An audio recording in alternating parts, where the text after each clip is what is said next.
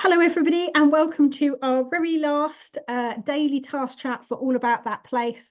We're wrapping up the event by delving into sharing your stories. I'm sure you've done all this amazing research and learned all these things. How are you going to share it with your friends, family, local history group, genealogy group, the world, blog posts, social media, wherever you're sharing it, or writing it down for yourself, for you to share with yourself later in a year's time when you forget what you've done, like I do. So just very quickly, I'm Natalie. I'm Head of Change and Communications here at the Society of Genealogists, and I'm also today's sponsor in my personal life. I run a blog called Genealogy Stories and a club called the Curious Descendants Club, which is all about writing and sharing your family history. So if I go to my left again, Ruth, you're on my left again. You're always on my Again. I'm Ruth. I'm sure you don't need an introduction by now, but I'm Ruth. I'm the Events and Education Manager here at SOG. And last but by no means least, Liz. I'm Liz Craig. I'm from the Society for One Place Studies. Okay, great. I will just very quickly share my screen so that anybody watching knows where we are in the workbook. So today there are two tasks.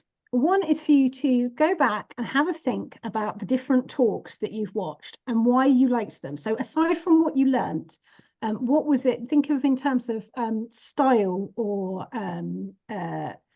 context. How did people keep you engaged? What worked particularly well about that talk for you or about that speaker?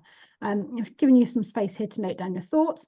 And then the next step is for you to think about, well, if I like that style, how might I learn from it? How might I adopt that into my talks or into my writing? So not copying somebody verbatim, but if somebody, I don't know, perhaps had a really good technique of putting up a particularly visual image that meant that lesson really stuck in your head, that's something that you might want to adapt for your own sharing. So that's the first task. And then the second task is to have a think back about each of the days that are featured in All About That Place, and think about one idea from each of those days that you would like to go and write up. And now that could be as simple as looking through your workbook and going, okay, these are the tasks that I actually want to write up in detail, or I want to record a presentation on, or I want to make sure that I tell somebody about because I don't want it to get lost to the sands of time. So I'm just going to stop sharing. And I've just gone blank. What to say next? So style's a really funny thing, isn't it? What engages one person doesn't always necessarily engage another person. I don't think there's not a wrong or right. And in fact, sometimes I think it's better if it is a bit Marmite, if it is a bit love it or hate it, because it's better to really love something or really dislike something and know where you are than to kind of have a it was all right kind of feel about something. And even if people hate it, they're going to talk about it. Yeah, exactly. Yeah, absolutely. And actually, if you watch something and you went, I that talk just really didn't gel with me, it's not speaker's fault or anything, but that talk just didn't work for me. That in itself can be a really useful exercise to go, okay, it didn't work for me because it was mostly audio based, and actually I've realized that I'm quite a visual person, or actually it was really visual based and actually I'm not a visual person. I like to be more practically involved in it in some way, or to be asked questions, or those kind of things can be just as valid, and there's no right or wrong, and nobody is going to see this workbook other than you unless you decide that they're going to see it. So you can kind of have your honest reflections here without anybody getting upset or offended. And then the next part of the task, the picking the ideas, I think this is going to be more difficult than I might be envisioning now, because right now the event hasn't happened and we're pre-recording this. After 140 talks, you might be like a little bit idea swamped. So I think maybe one from each day would work, and then got 8, because I've not included the introduction or the sharing, but you've got 8 days to choose from. Is there any? I think also you can share in different ways as well. I mean, with our Society for One Place Studies, we have social media and blogging prompts each month. We do a different theme each month. So you're not obliged to write a whole blog, but you could just post about it on, the social media platform of choice. So you could potentially do one for each day, maybe, but maybe just do a social media post. It could be a longer or shorter social media post, or it could be a blog. Could be something that you sort of write down, you know, and sort of perhaps work on for later. So, you know, just as there are sort of styles of presentation, there are also styles of sharing your learning and your stories as well. Absolutely. I think that's a really, really good point. And I know that a lot of the members of my Curious Descendants Club, although half of them are probably writing for public view, they, you know, they're writing blog posts, etc.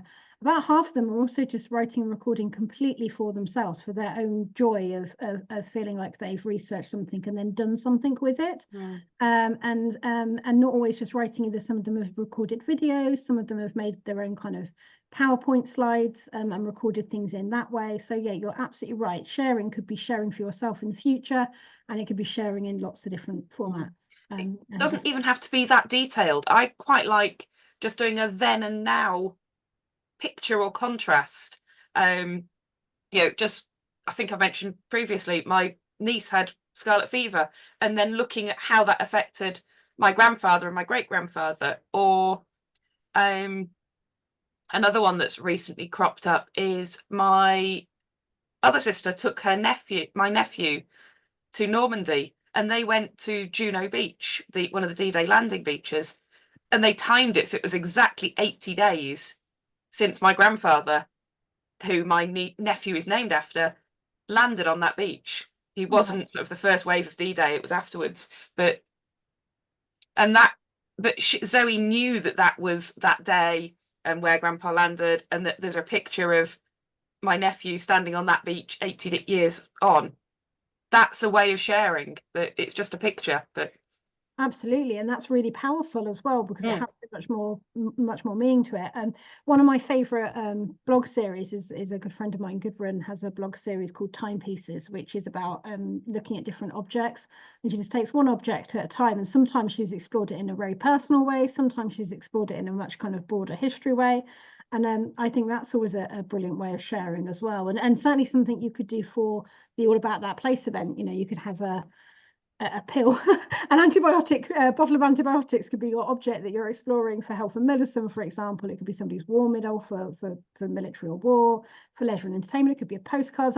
Like, they're quite easily adaptable ideas, I think. That reminds me of Janet Few's blog, where she's sharing objects, and I think some of the things that have come down through the family, and she's writing blog posts about each of those, so that even if the grandchildren aren't interested now, that information is recorded about what these family treasures are. Absolutely. If you do want to write a blog post, it doesn't necessarily have to be very long. It can be a fairly short one. You know, sometimes shorter blogs are better, especially if you're aiming it at other people. You know, not everybody is obsessed with our hobby as we are. So, you know, sometimes a shorter bite-sized blog can keep your website fresh, but, you know, it's something easy to read and, you know, very accessible.